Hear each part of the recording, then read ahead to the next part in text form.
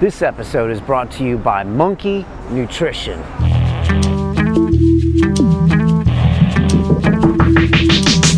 Totally. I think there's a real, yearning for realness, yeah. Yeah, and people want to see the behind-the-scenes videos more than the scenes video. Yeah. Like, it's crazy. Like, we're going to take a picture after this at the brick wall, but if someone saw a picture with all the lights here, they'd be like, oh, what's that? Yeah, yeah. And it's strange. Yeah. And with social media, I guess if you go back to the studio system in Hollywood or the old record label system, it was this product that was chosen and then it was put out and you never knew all the details. Absolutely. But these days, everyone wants those and they demand access. Absolutely. Do they demand access to your private life too? I mean, you're very active on Twitter. I am. As we saw today. Yeah, I am. I think I like to have that door open because technology serves a purpose, especially with what we do for a living. So if it's to put across a message or if it's to open the door for fans or people who are interested to, I can see when people tweet me. I can see why would I want to ignore that? Why would I want to not reach out to someone or not, whether it's in jest or whether it's serious or whatever it is, they have a direct connection to you, which is what Twitter offers.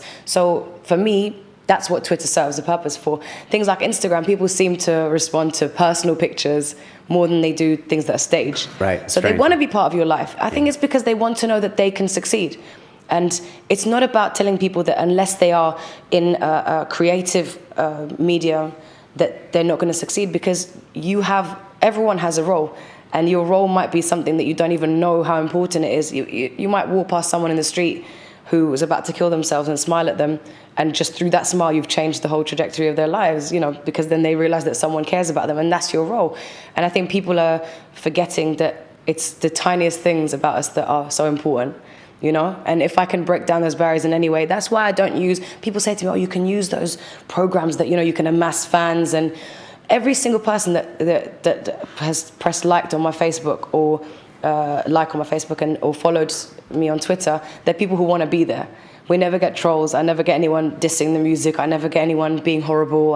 Because they're not being forced to join into something. So yeah, I'm happy with the amount of fans that I've got there, because they're there because they want to be there. Don't miss London Real. Subscribe now.